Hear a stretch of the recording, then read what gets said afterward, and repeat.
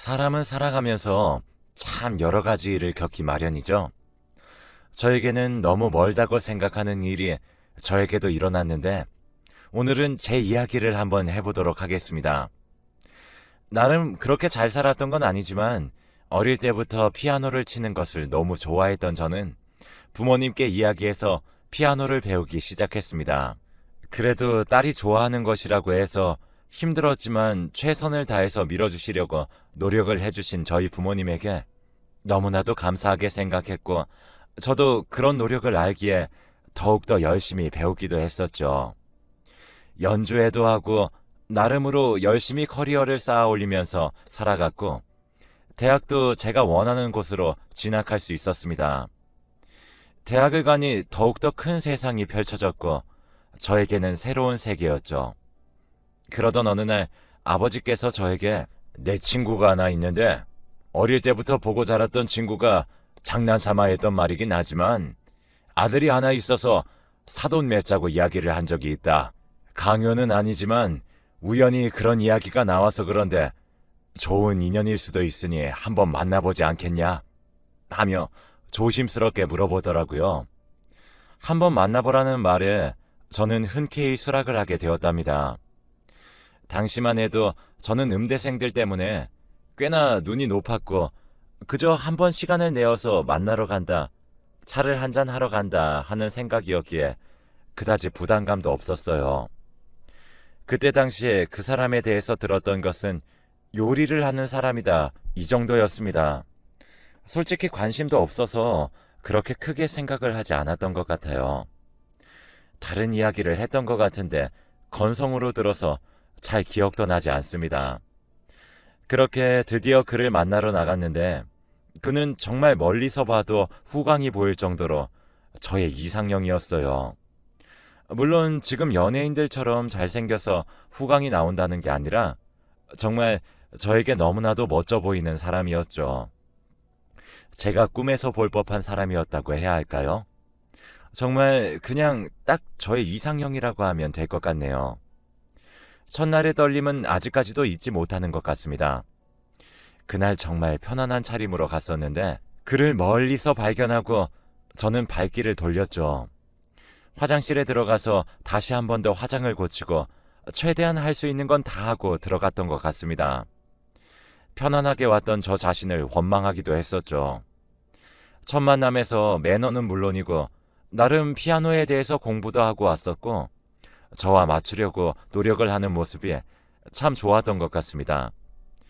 매너도 있었고 참 잘한다는 생각이 들 정도로 너무 자상하더라고요. 외모까지도 저에게 마음에 들면서 이렇게 매너까지 있으니 저는 안 넘어갈 수가 없었던 것 같습니다.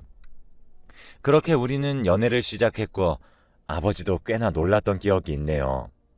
아버지께서는 혹시라도 자신이 말한 것 때문에 제가 억지로 연애를 해보는가 싶어서 말리기도 했지만 진지하게 이야기를 하고 오히려 제가 더 좋아한다는 말에 아버지께서는 응원을 해주셨습니다. 그렇게 저희는 1년간 연애를 했고 서로 자리만 잡으면 바로 결혼을 하자는 식의 대화를 하기도 했죠. 남편도 가게를 열기 전에 경력을 쌓기 위해 음식점에 들어가서 여러 가지 요리를 배우면서 커리어를 쌓기 시작했어요. 저는 모든 꿈들을 접고 피아노 학원을 내게 되었습니다. 그렇게 저희는 결혼을 하게 되었고 정말 세상을 다 가진 것처럼 행복한 날들이었습니다. 남편은 하루하루 정말 이벤트같이 사랑을 해주는 사람이었고 완벽한 하루를 보냈다 싶을 정도로 잘해주는 사람이었죠. 늘 저를 배려해주는 것은 물론이고 새로운 요리가 나오면 꼭 저에게 먼저 건네는 사람이었으며 쉬는 날에는 서로 꼭 껴안고 있는 날들도 많았고 그저 둘만 있으면 세상에 아무것도 없어도 좋다 싶을 정도로 그렇게 사랑을 했었습니다. 제 친구들 사이에서도 저희 신랑은 유명했는데 훤칠하고 저에게 잘하기로 소문이 나 있었거든요. 그렇게 많은 사람들이 부러워하는 결혼 생활을 이어가고 있었고 저희에게는 사랑스러운 딸까지 태어나게 되었답니다.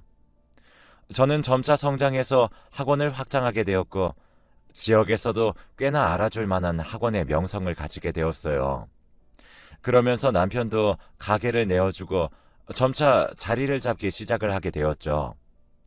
그 사람에게 들어가는 돈이라는 것은 전혀 아깝지 않았고 그렇게 다 해주고 싶었어요. 남자와 여자가 바뀐 것 아니냐는 말을 들었지만 그런 말 또한 아랑곳하지 않았어요. 그 사람은 저에게 행복이었고 삶의 전부였으니까요. 혹시라도 자기가 빨리 마치는 날에는 꼭 저의 학원에 들러 데리러 가기도 했었네요. 20여 년의 세월이 흘렀지만 저에게는 정말 첫 만남부터 한결같았던 사람이기도 했습니다.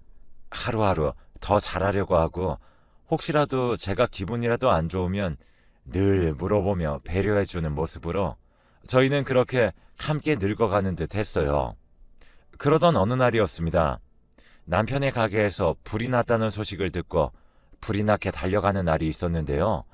다행히도 남편은 그렇게 크게 다치지 않았고 가게의 일부분이 화재로 인해서 꽤 손실이 있었죠. 가게도 가게였지만 저는 남편밖에 보이지 않았습니다.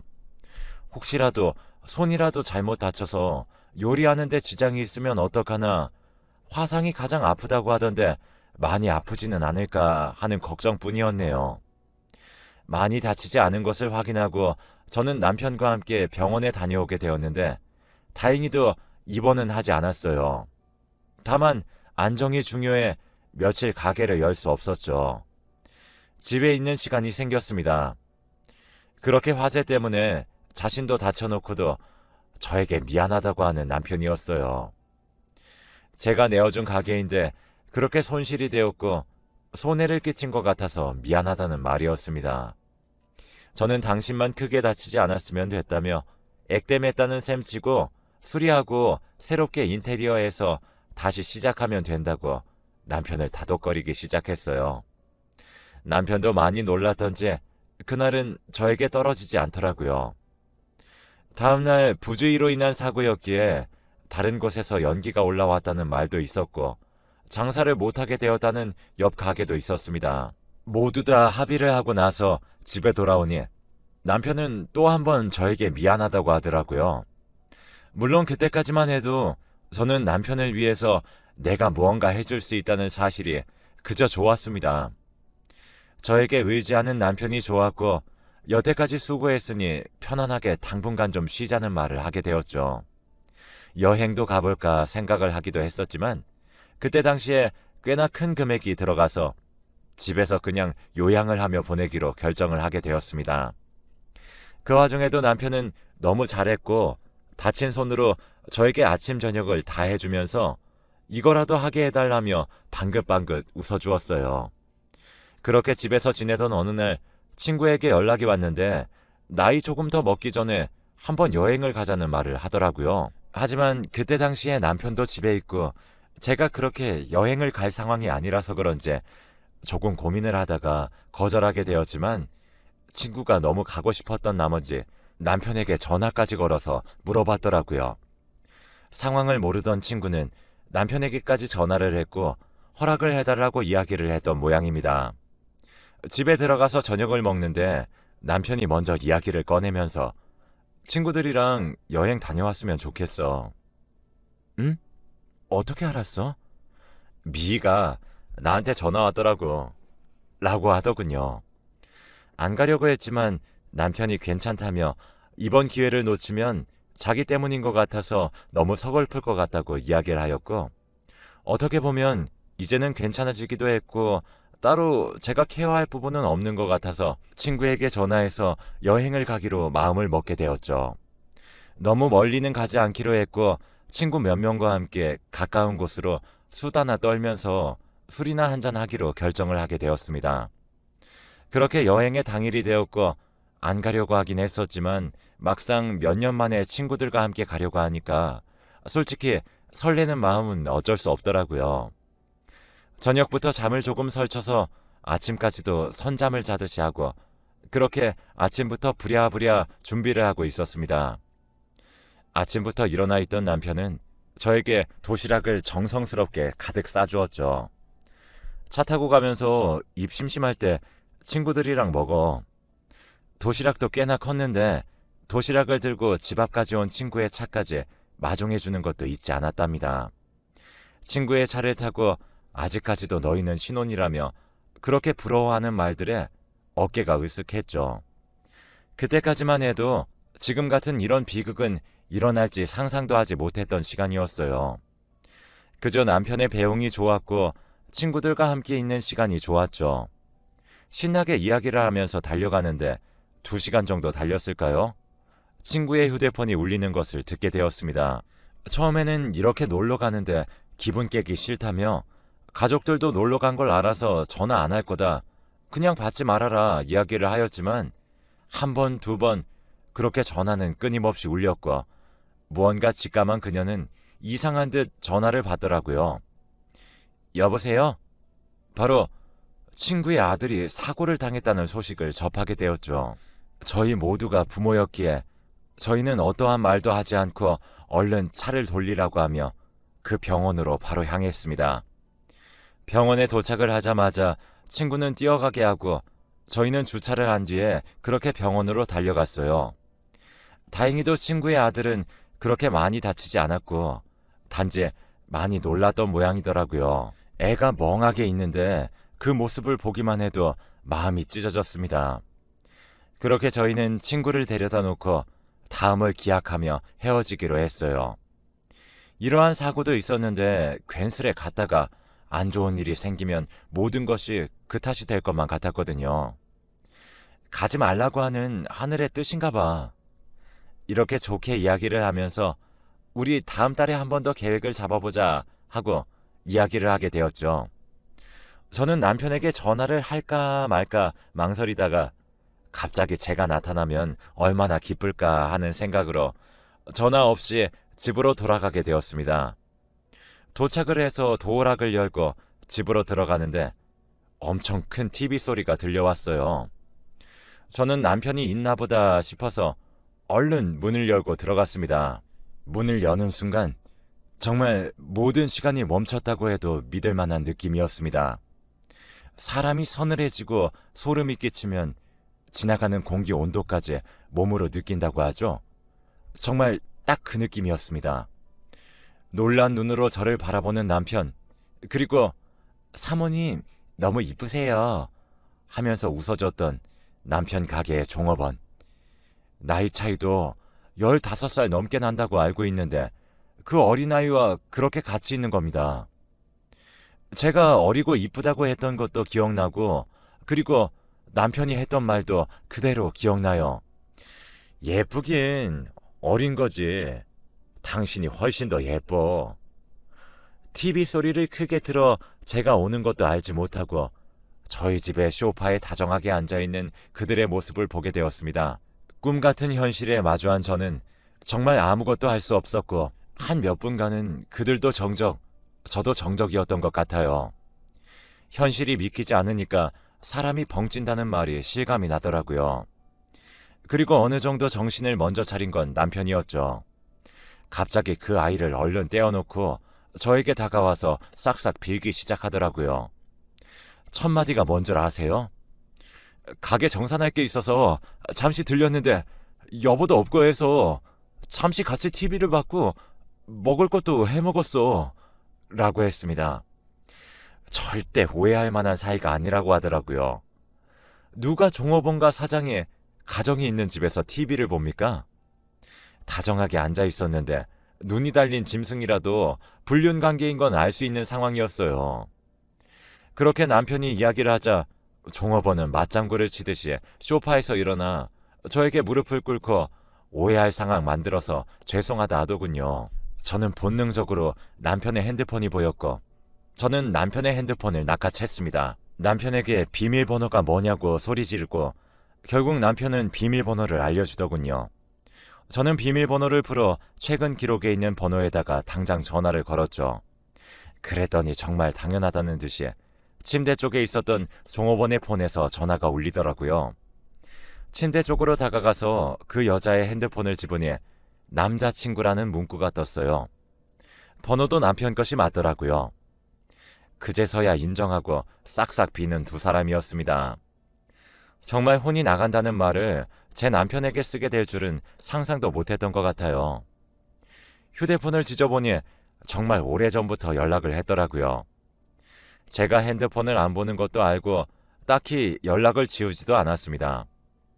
제가 여행 간다는 걸 제가 친구와 약속한 그날에 남편은 쪼르르 달려가 이 친구에게 집으로 오라고 연락을 했더라고요.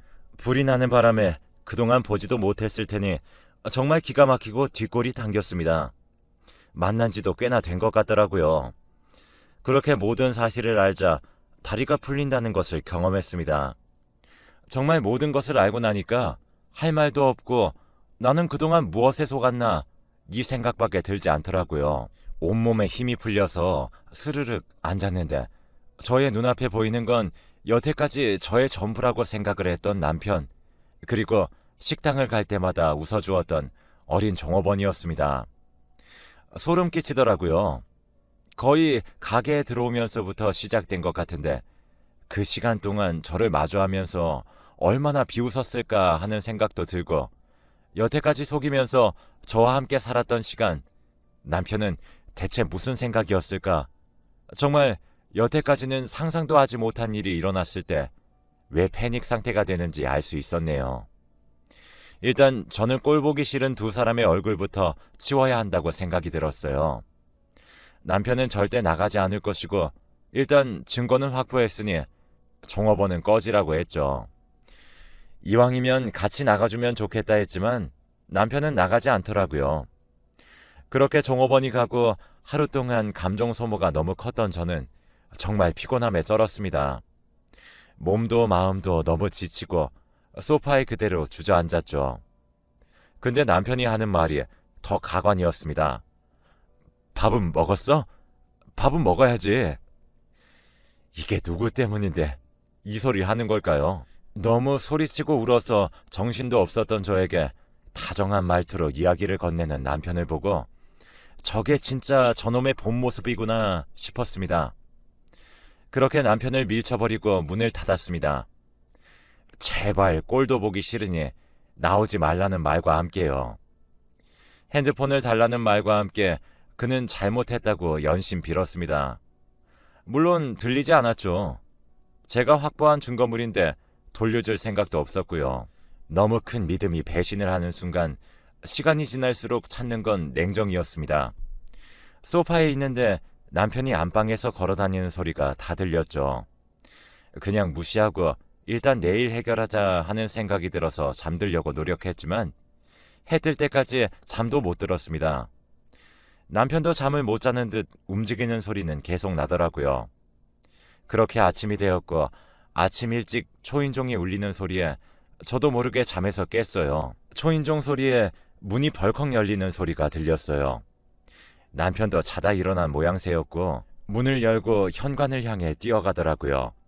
본능적으로 제가 먼저 도착해야겠다는 생각에 뛰었고 제가 먼저 도착을 하게 되었어요. 그렇게 전날 너무나 피곤하게 보냈던 저는 잠시 헛것을 보는 것 같았습니다. 잠시 생각으로는 어제 종업원이 다시 왔나 싶은 생각이었는데 그게 아니더라고요. 우리 학원의 파트타임 선생님이셨습니다. 꽤나 저랑 일한 지 오래된 선생님이었고 더 무서운 건 저를 보자마자 자기도 놀래서 뒤로 주저앉더라고요. 원장님 하면서요. 어제 한번 경험을 해서 그런지 상황 파악은 빨랐습니다. 뒤에서 들리는 옅은 남편의 한숨 소리가 들렸고 저는 피아노 선생님의 핸드폰으로 전화를 걸어봤습니다. 어제와 똑같이 너무나도 당연하게 그녀의 핸드폰이 울리기 시작했고 저는 선생님의 가방을 뒤져서 얼른 핸드폰을 보았죠. 달링이라고 적혀 있더라고요. 그때 스쳐 지나가는 건 남자친구라며 전화를 받았던 적이 있다는 것이었죠. 어렴풋이 본 기억도 나는 달링, 그게 제 남편이었습니다. 간도 크게 제가 너무나도 믿고 있다는 것을 알고 제 옆에서도 봤고 서로 대화도 하면서 이야기를 했던 것이었죠. 정말 머리끝에서 화가 폭발했어요. 선생님들 앞에서 남편 자랑을 얼마나 했었는데 그녀는 그걸 보고 얼마나 비웃었을까요? 하필이면 바람도 제가 모두 다 아는 사람이라 그게 더욱더 소름 끼쳤습니다. 선생님이 무릎을 꿇고 비는데 아파트 사람들 볼까봐 너무 쪽팔려서 무작정 잡고 안으로 끌고 들어왔습니다. 알고 보니 어제는 그 종업원과 시간을 보낼 생각이었고 오늘은 선생님과 있을 예정으로 연락했더라고요. 정말 기가 차죠?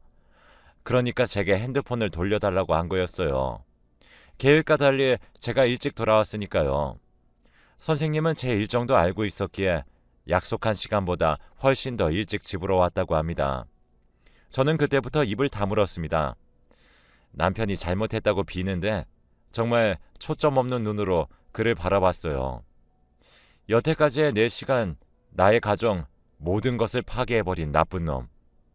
두 여자와의 외도 증거까지 확보하고 나니까 정말 보이는 것도 없고 더 상종할 가치를 모르겠더라고요. 사람이 너무 믿었다면 그 사람의 밑바닥을 봤을 때 정말 해탈하고 분노도 증오도 없습니다. 화도 낼 가치가 없다고 생각이 들기도 하고요. 그렇게 저는 소송을 하겠다고 하고 더 이상은 한 집에서 살 수가 없어서 그를 쫓아냈습니다. 집도 제가 산 것이고 딱히 남편이 챙겨갈 것도 없어서 정말 캐리어에 옷만 가득 챙겨 나가더라고요. 법원에서 봤을 때는 정말 거지 차림으로 나오는데 돈도 없어지니 그 여자들도 다 버렸던 모양입니다. 그렇게 저는 소송에서 이겼고 그와 이혼을 하게 되었어요. 저의 결말이 이렇게 될 거라고 예상치도 못했었는데 정말 하나부터 열까지 모든 것을 부정해야 해서 힘이 들더라고요. 그때의 불륜 현장을 발각한 모습이 아직까지도 소름 끼치고 생생하게 꿈에서도 나오는 중입니다.